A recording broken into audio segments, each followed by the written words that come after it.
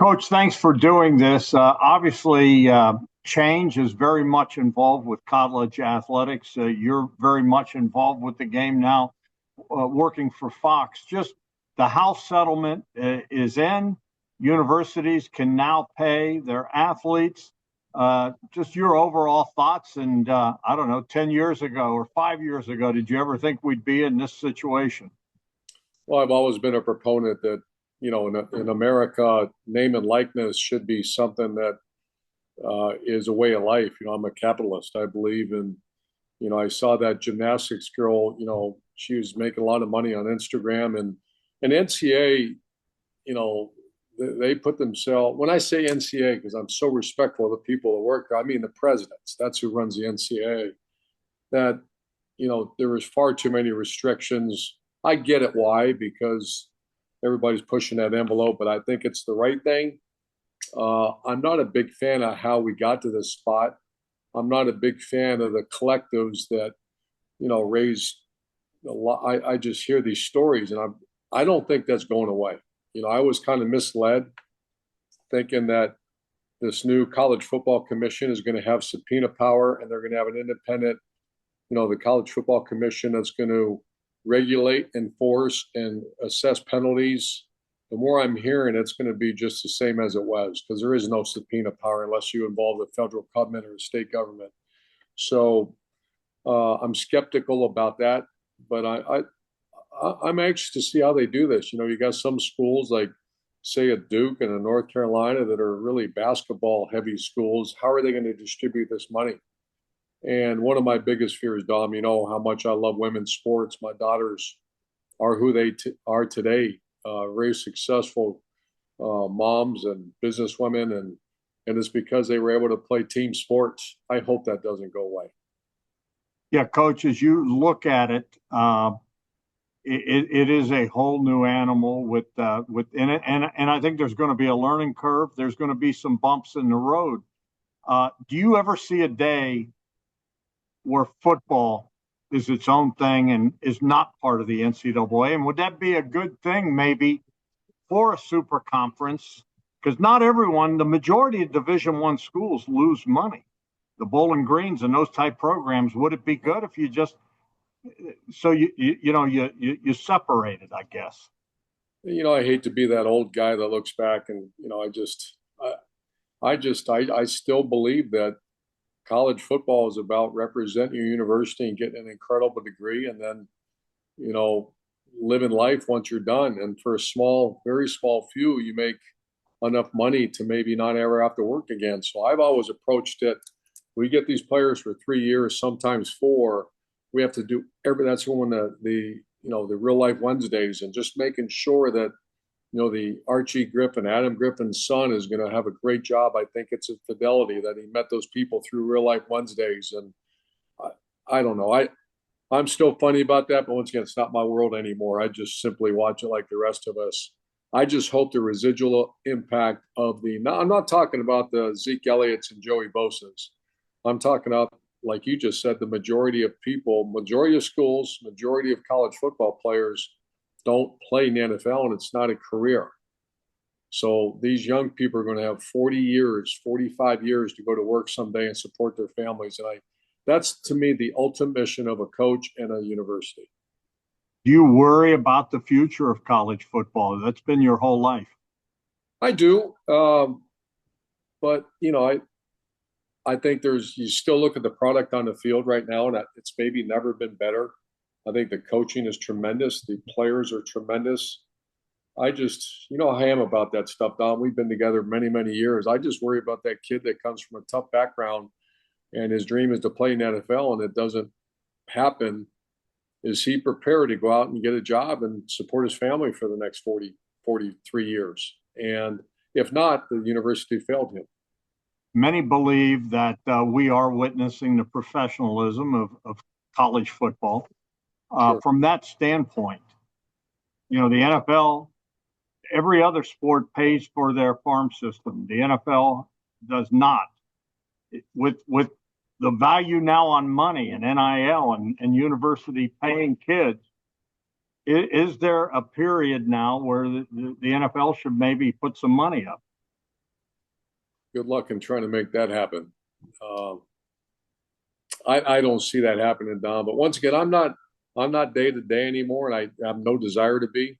I get my information from Dom Tiberi and news sources. I still have many colleagues, but I don't bother them. And that ship has sailed with me. I'm worried about winning my $100 back today on the golf course. That's what I'm worried about. Let me ask you about the playoff. Obviously, and I'm glad you got your $100 back, buddy. Yeah. And that was a good answer, by the way. Anyways, the playoff. They met. They did not come to a resolution. They have till December 1st. Right now, it is a 12-team playoff. When you competed, it was 4. And the thinking is that they want to go to 16. The Big Ten and the SEC are kind of running the show right now, but they can't agree. What do you think about a 16-team playoff? I was really in favor of the 4-4-2-2-1-1 model that I believe, I can't remember who proposed it. I know that short. That's what the Big Ten likes. Yeah, of course. And the SEC, because the Big 12 and the ACC only get 2. But what I like, the best thing I liked about it is the committee no longer really decides who goes in. You have play-in games. So if you have 4 teams from the Big 10, 1 and 2 are in, but 3 and 4 play 5 and 6 on championship weekend to see. So more teams are involved and more fan bases are involved. And most importantly, more great players are still playing. So, again, I think when you start looking at the amount of money the Big Ten and the SEC makes, those commissioners, are having conversation. I would not be surprised at some point that the SEC and the Big Ten start having real serious dialogue about doing their own thing. Yeah, I mean, some people think that's coming, the super conference. Right. But 16-team playoff, you like that idea? I mean, there's too much money on the table. They'll work it out. They have to be playing games. I don't want to see 16 teams where a committee picks them. I don't want to do that. Enough with the committee. And there's, the committees, it's human element involved. When you start, I've been dealing with that my entire career, from the BCS to the college football playoff. And you have people sitting in a room deciding, and everybody's getting criticized. And you shouldn't criticize it, because there's no way to come up with those teams. It's strictly subjective material. You can't be objective unless there's playing games. That's why I really like that, the other one. So if it's a 16-team playoff where the committee decides, no, I'm not in favor of that. If it's a 16-team playoff where there's playing games within the conference, yeah, I think that's great. You look at the world we're in now, and as much unknown there is, college football has never been bigger than it is. With that said, it's pretty exciting, isn't it, too, to be part of this? Yeah, I think it's last year the playoff was incredible. I wouldn't change too much. I know you have to adapt. There's a couple about the seeding and things like that. So, but leave it to everyone to keep fiddling with everything. But I think the system right now, in the broad picture, with all the other issues going on in our world, college football is strong. College football is healthy.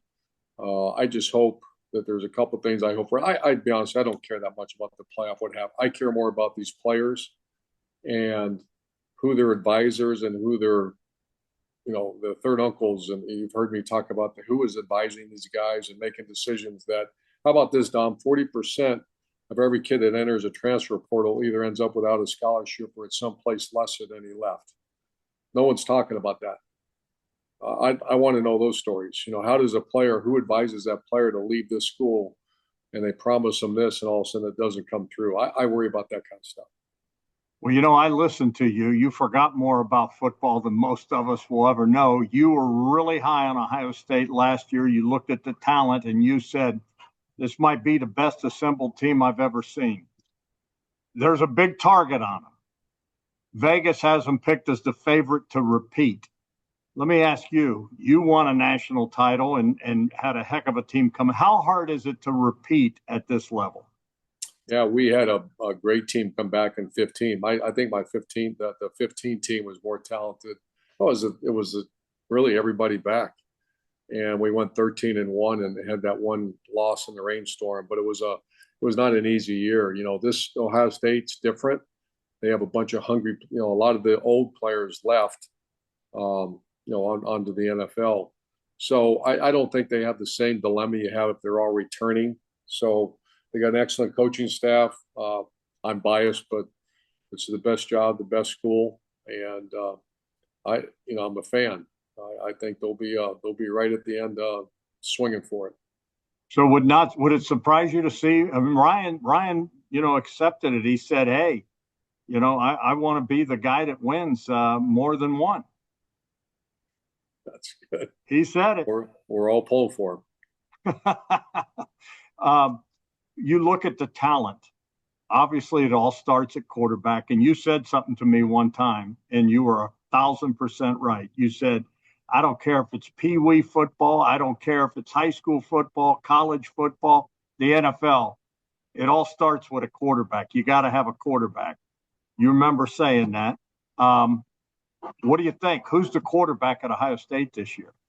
Well, the reason I said that is because I heard people say, well, the NFL is a quarterback league. And I'm thinking, so is Pop Warner high school, football, a quarterback league. So I don't know.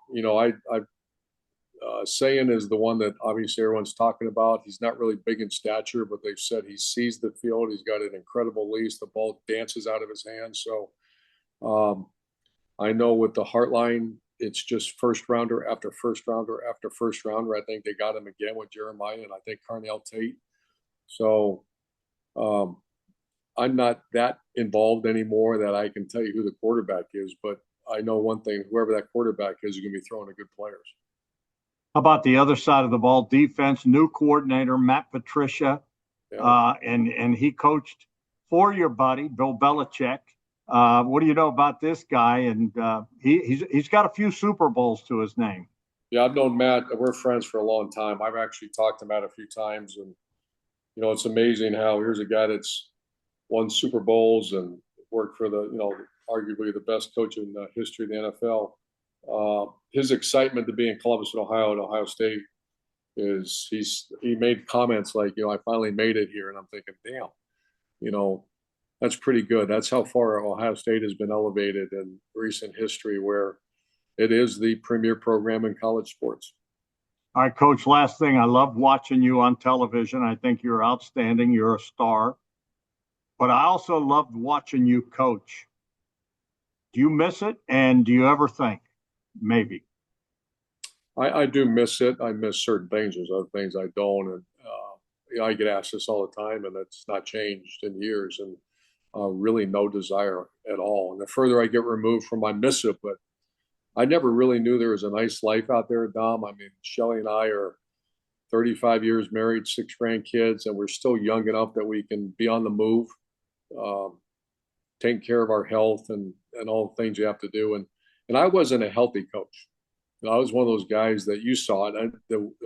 We lose a game, and I wouldn't be right for 6 months. And the wear and tear, and so, I mean, I'm not complaining. Everything's good, but I don't see that happening. All right, my friend. Last thing, you got a message for Buckeye Nation? We always do that. Oh, it's the same message I've been saying since 2012 when I got hired there. I hired a chance to come back home, and you are the very best fans. There's a reason. You probably saw it, Dom, last year when people start taking shots at Ohio State fans and they're too critical, they're too this, they're too that, and I would all stick up for them and say, I've worked at places where you wonder how many stadiums, how many season tickets we can sell. You never have to worry about that at Ohio State. I was always, I've been at places where I have to worry about budget and worry about this and worry about that. That's not the case at Ohio State, and with that comes incredible responsibility. So I'm a huge fan of, anything silly like attacking people's family and all that, that's got to go. That's anywhere. But I've always stuck up for Buckeye Nation, and I always will, because they're the most passionate fans in the land, and they've earned that right. As long as they keep supporting 36 sports like they do, They're allowed to have some opinions, and that doesn't mean people have to listen to them. So keep doing what you're doing. Great job, Coach. Thank you.